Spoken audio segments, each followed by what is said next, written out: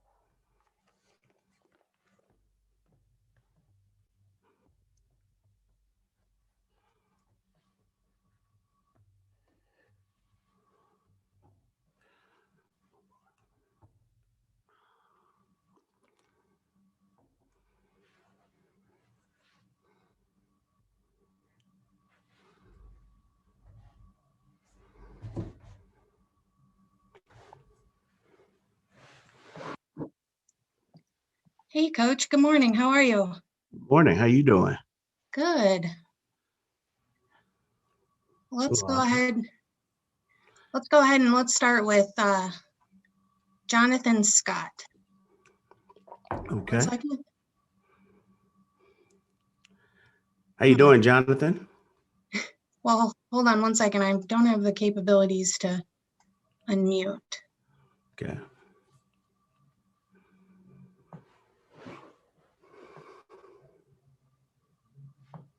Here we go. Go ahead, Jonathan. Thank you. Good morning, Coach. How are you doing? Good morning. How you doing? Not too bad. Thank you for asking. What do you think is the biggest challenge or hurdle that you faced in this preparation for this year's Super Bowl compared to last year's?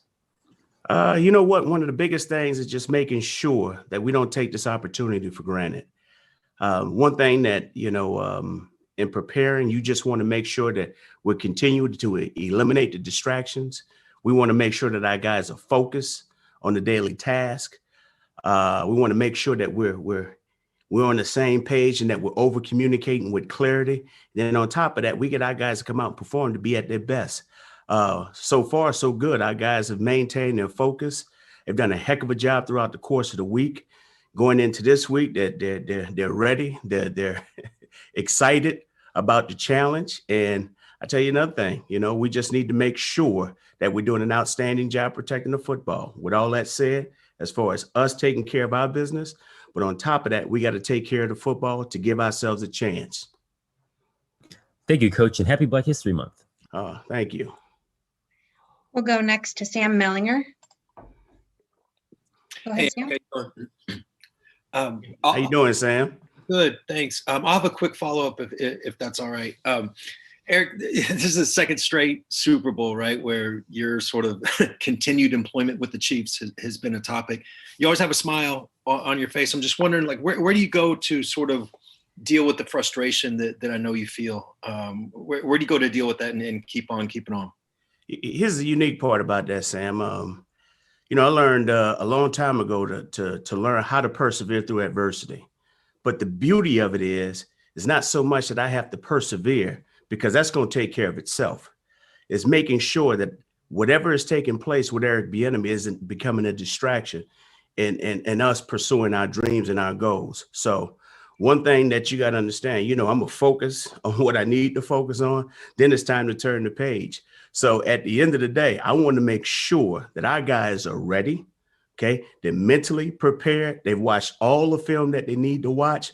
On top of that, all right, they've gone out there, they physically put themselves in the right positions by working their tails off and applying everything that we've asked them to do to make sure that they're ready to play. That's how you get past that. You move on by making sure that we're focused on the goal. And the goal has always been to win the Super Bowl. Okay. The other thing I wanted to ask, I know this isn't your focus right now, obviously, but are you getting any kind of constructive feedback from these teams about why they went a different direction? And are you altering your sort of presentation or interview that you do going forward? You know what? At this particular time, I haven't had an opportunity to reach out to anyone to receive any feedback. I'll take that time after Sunday to sit back and reaching out, and then we'll just go from there.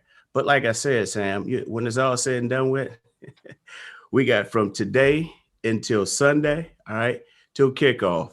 My focus is making sure that the Kansas City Chiefs are ready to play and that we're going out there to take care of business.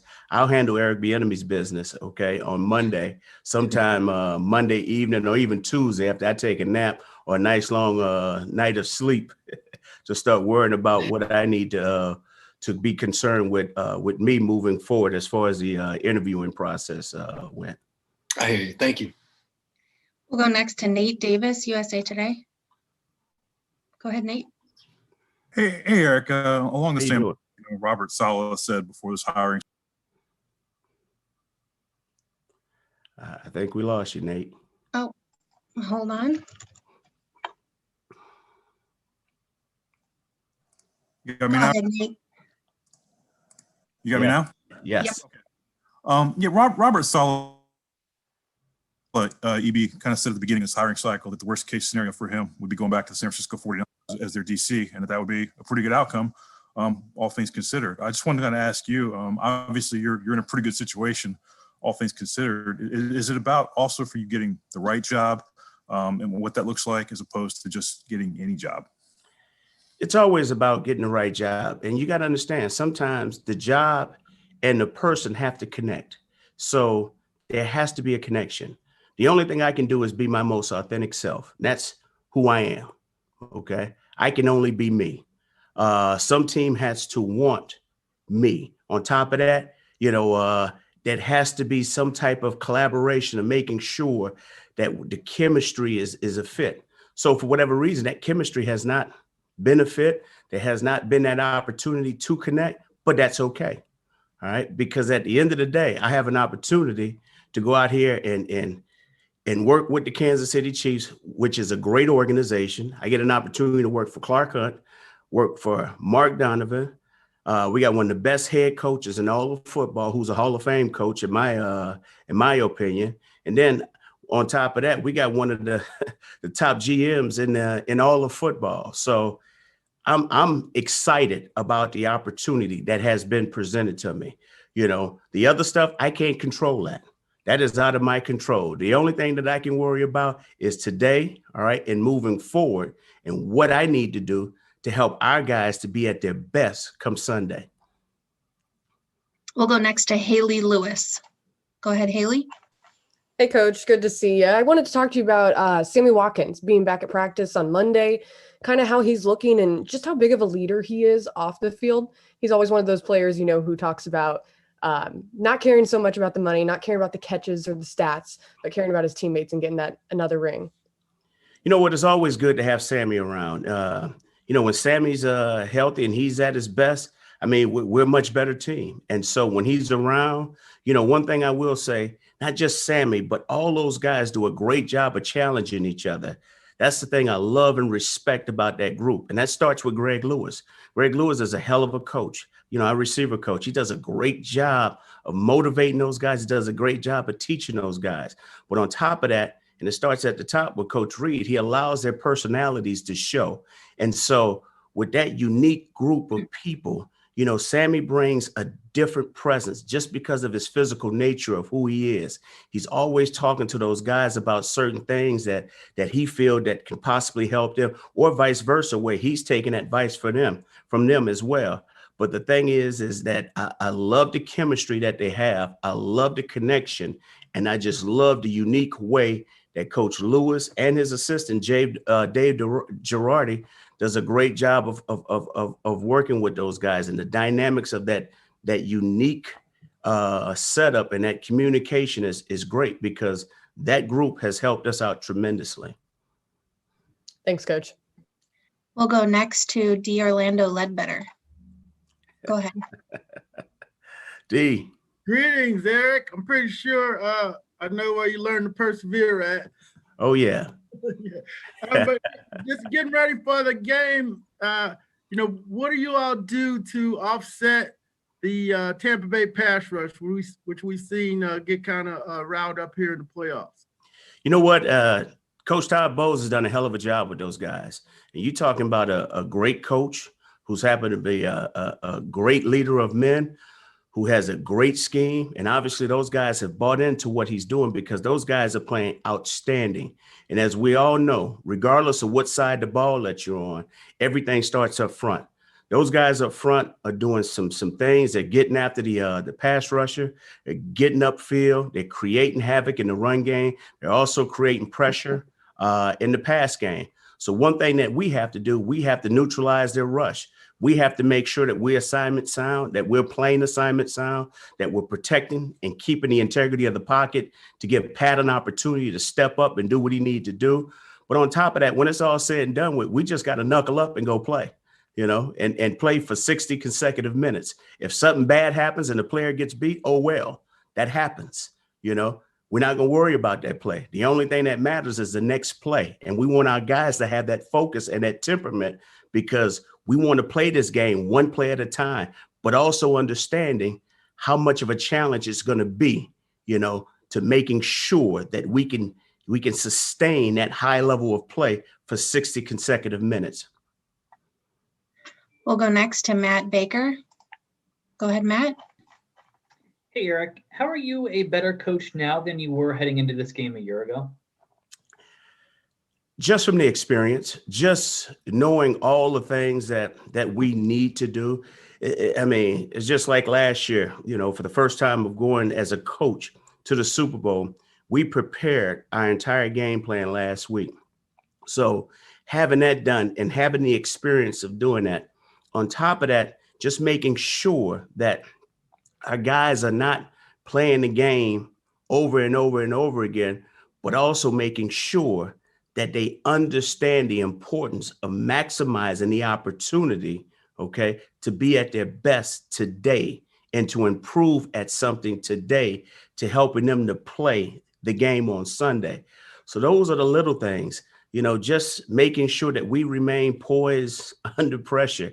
I will say this, it's a different dynamic due to the pandemic because we're not out there at this particular time. So now we don't have to worry about family. So it's kind of eliminated some of the distractions that normally occur throughout the Super Bowl preparation week. But there's been a number of things. The beauty of it is we take the lead of Coach Andy Reid, and he's provided the way and he's shown us the roadmap. So the thing that we want to do is make sure we stay true to course to helping us to get to Sunday where we can go out there, line up and make sure that our players are at their best come kickoff. We'll go next to Adam Teicher. Go ahead, Adam. Hey, Eric. Good morning. How you doing today? Good morning, Adam. How you doing? Good. Hey, you guys, as you know, have had to dig really deep into your offensive line depth.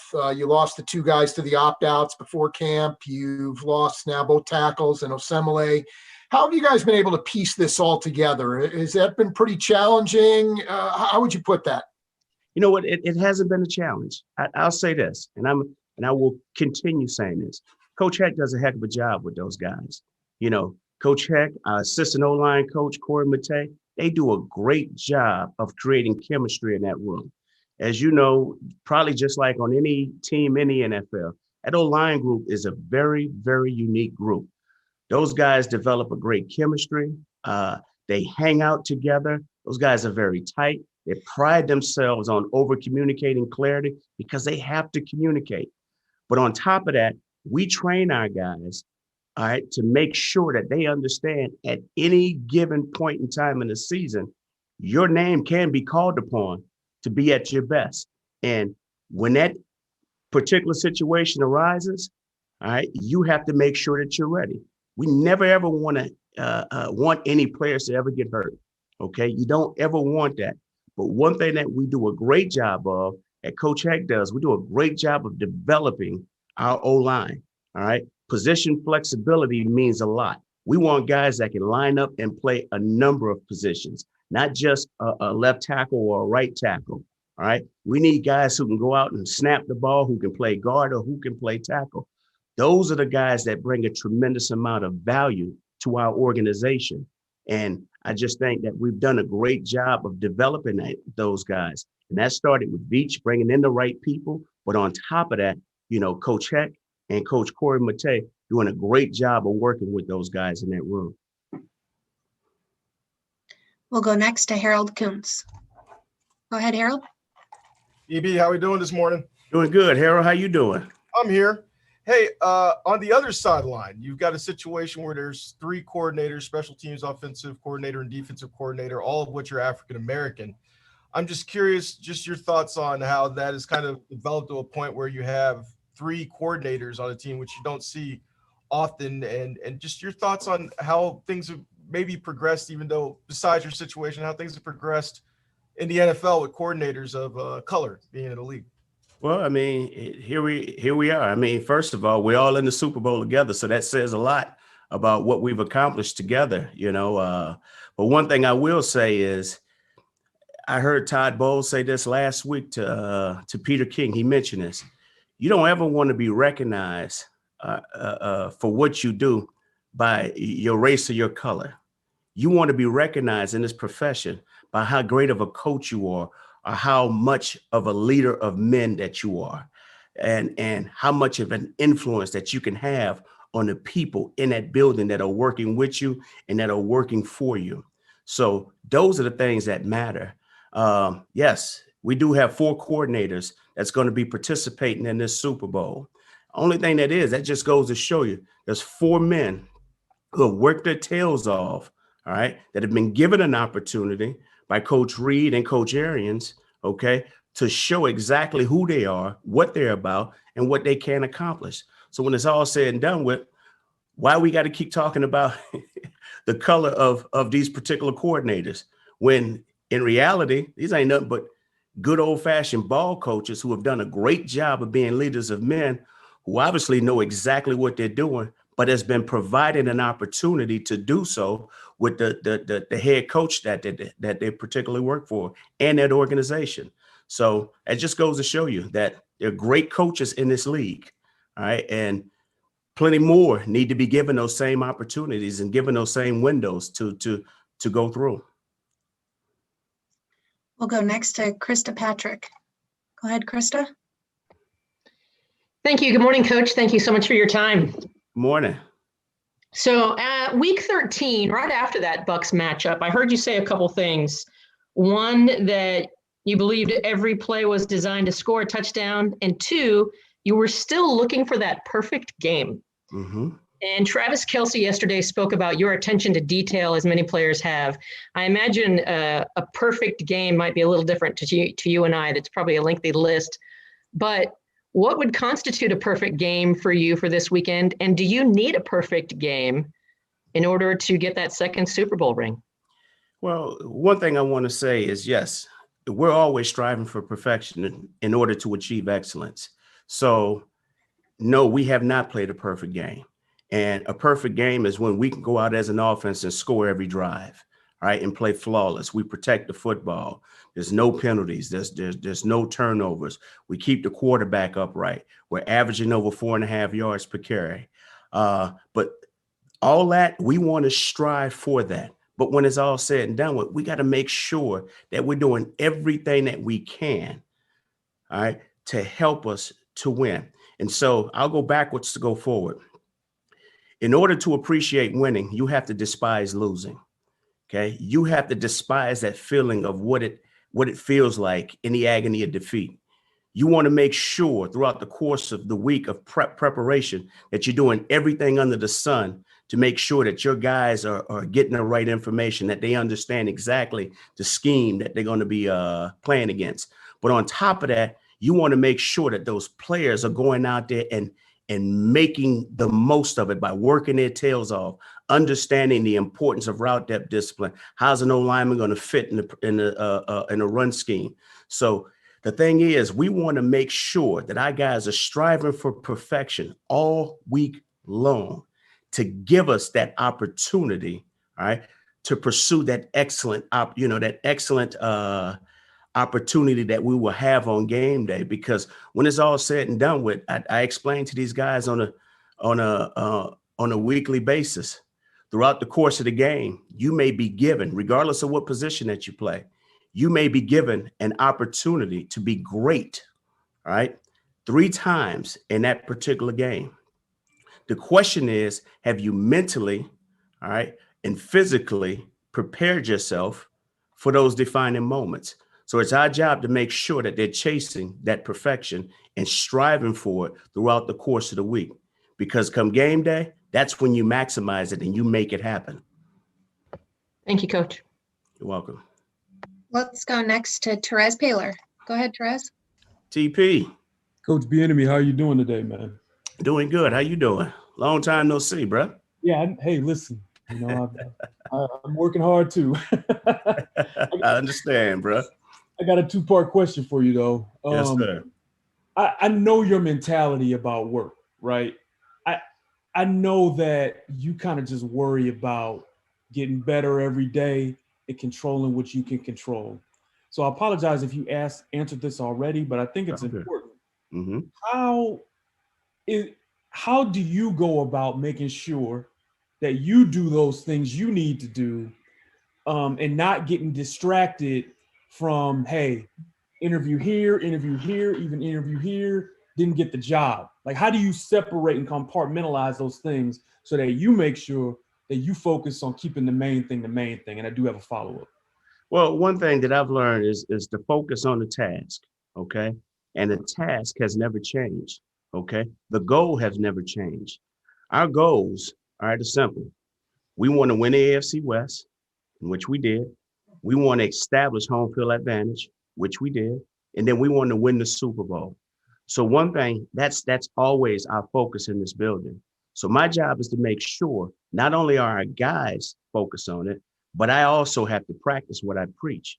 And so within that, I mean, we've had a great deal of success here would have has placed me in a situation where I've been recognized to interview for some jobs.